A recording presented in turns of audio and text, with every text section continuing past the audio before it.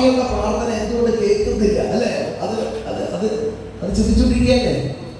ഇല്ലേ? ഓർത്തോയാ എന്താ ഉത്തരം പിടിച്ചോട്ടോ? ഒരു പാപി നിന്ന് പ്രാർത്ഥിക്കുന്നു, ഒരു വിശുദ്ധൻ നിന്ന് പ്രാർത്ഥിക്കുന്നു. നമുക്കൊന്ന് പരിസയുടെ പ്രാർത്ഥനയിലേക്ക് ഒന്ന് കടക്കാം. എവിടെയാണോ? ചുങ്കക്കാരനോ പരിസയ? ആരുടെ പ്രാർത്ഥനയെ ദൈവം സ്വീകരിച്ച്? പാപിയായ ആ ചുങ്കക്കാരൻ അല്ലേ?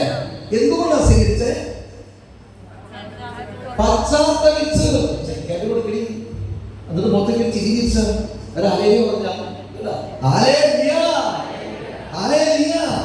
പശ്ചാത്തപിച്ചു. ദൈവമേ, അങ്ങയുടെ മുൻപിൽ നിൽക്കാൻ പോലും ഞാൻ യോഗ്യനല്ല. നമ്മളൊക്കെ പറയോ? പറയോ? ഞാൻ എല്ലാ ദിവസവും പഠിക്കണോളാ, ഞാൻ ഇത്ര ധ്യാനത്തിയാളാ, അല്ലെങ്കിൽ ഇത്ര മണ്ടേ ധ്യാനം കൂടിയാളാ. ഇതൊന്നും ദൈവം ചോദിക്കില്ല, ഒന്നും ചോദിക്കില്ല. അവരോട് പറയും മത്തായി 7:21, കർത്താവേ കർത്താവേ എന്ന് വിളിക്കുന്നവരല്ല ദൈവത്തിന്റെ ഇഷ്ടം നിറവേറ്റുന്നവരാണ് സ്വർഗ്ഗരാജ്യത്തിൽ പ്രവേശിക്കുക. എന്താണ് ദൈവത്തിന്റെ ഇഷ്ടം? എല്ലാവരും ദൈവത്തെ അറിയണമെന്നാണ് ദൈവം. എങ്ങനെ ദൈവത്തിന് അറിയാൻ പറ്റും? പാപമില്ലാത്ത ശരീരത്തോടെ കടന്നു വരുമ്പോൾ, ഗർഭവിദ്യാശത്തിന്റെ താൽപ്പാവോടെ കടന്നു വരുമ്പോൾ, മത്തായി 22:37 തിരുവചനം എവിടെയൊക്കെ ഇത് ബൈബിൾ ഒടുതിയിൽ എഴുതി വെച്ചിരിക്കുന്ന വചനമാണ്. ഇതിന്റെ ദൈവമായ കർത്താവിനെ പൂർണ്ണ ഹൃദയത്തോടെ, പൂർണ്ണ ആത്മാവോടെ, പൂർണ്ണ മനസ്സോടെ, പൂർണ്ണ ശക്തിയോടുകൂടെ സ്നേഹിക്കണം. ഹല്ലേലൂയ. കരങ്ങളെടുത്ത് എല്ലാവരും സ്തുതിച്ചേ, എല്ലാവരും സ്തുതിച്ചേ.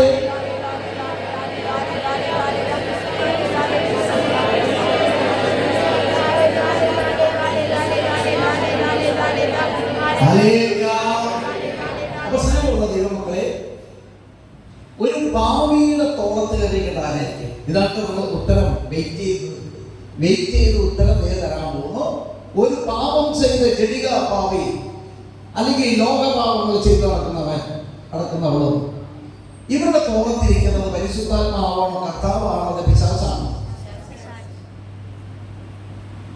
ക്രിസ്തുവിന്റെ ആഗ്രഹം എല്ലാവരും ഇടപെടുന്നതാണ്. ക്രിസ്തുവിന്റെ ആഗ്രഹം എല്ലാവരും രക്ഷിക്കണമെന്നാണ് ദൈവത്തിന്റെ ആഗ്രഹം.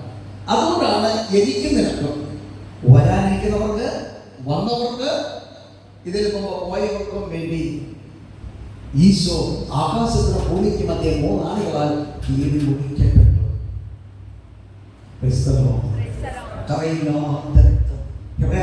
ദൈവപ്രകാരം മിക്ക വസ്തുക്കളും രക്തത്തിലാണ് ശുദ്ധീകരിക്കുക. രക്തം ചിന്തം കൂടാതെ പാപമോചനമില്ല. അവന്റെ രക്തത്താൽ നീ കഴുകപ്പെടണം. ഓക്കെ, ഉത്തരത്തിലേക്ക് കടക്കാം. പാപിയുടെ തോളത്ത് പിശാചുകൾ ഇരിക്കുന്നു. അവൻ പ്രാർത്ഥിക്കുന്നു. ക്രിസ്തു ഇടപെടാൻ നോക്കുമ്പോൾ സാത്താൻ പറയും, ഏ ക്രിസ്തുവേ, ഇവൻ എന്തിന്റെ പാപം നിമിത്തം ആ പാപം ചെയ്യുന്നത് വഴി അവൻ എന്റെ അടിമയാണ്. നിനക്ക് അവന്റെ പേര് ഇടപെടാൻ നോ ചാൻസ്.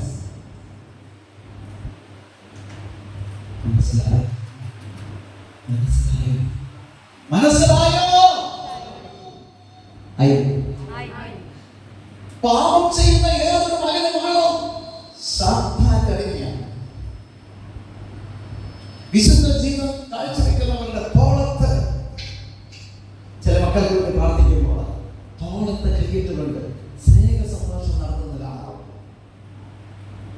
അത് കർത്താവിന്റെ മക്കളെയാണ്. നിനക്കും വേണ്ടി ആ ചാൻസ്.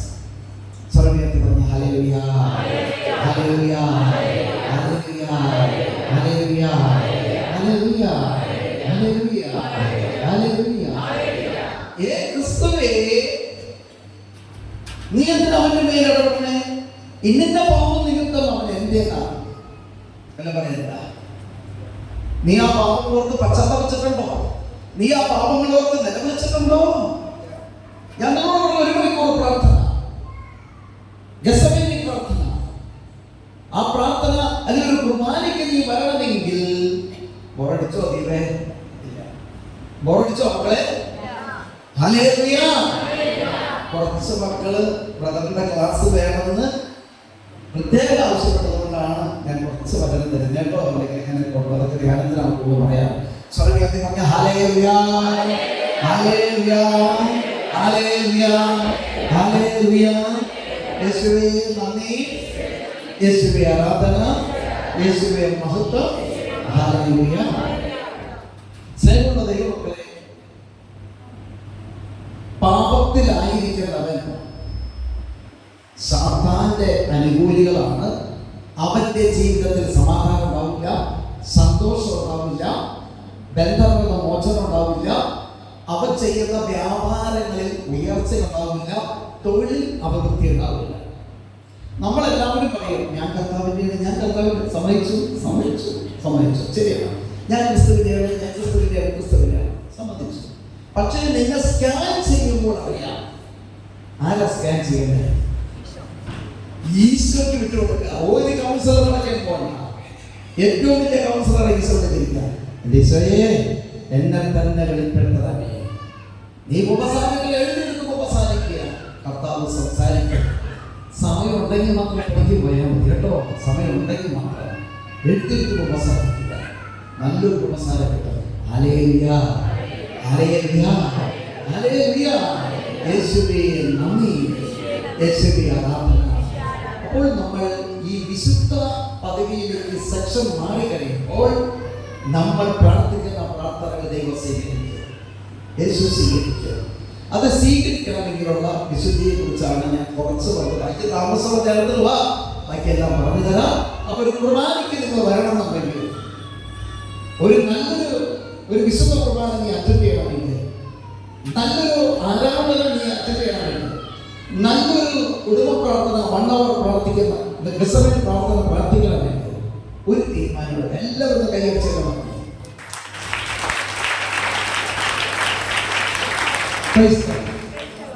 ഇന്ന് മുതൽ നിങ്ങൾ ചെയ്യേണ്ട പ്രാർത്ഥനയാണ് ഒരു 1 hour നിന്റെ വീട്ടിൽ 12 മണിയായാലും കുഴപ്പമില്ല, 11 10 9 കുഴപ്പമില്ല, അതെല്ലാം നിങ്ങൾ ഇഷ്ടം. നേരത്തെ കണ്ടു നേരത്തെ നല്ല ആ സമയം നീ നിന്റെ ഒരു പാപം നീ ഉപേക്ഷിക്കുക. എന്താ ഉപേക്ഷിക്കട്ടെ? ഒരു പാപം നീ ഉപേക്ഷിക്കുക. ഒരു പാപം നീ ഉപേക്ഷിക്കാമെന്ന് തീരുമാനം എടുത്തുകൊണ്ട് നീ പ്രാർത്ഥിക്കുക. അപ്പം എല്ലാവരും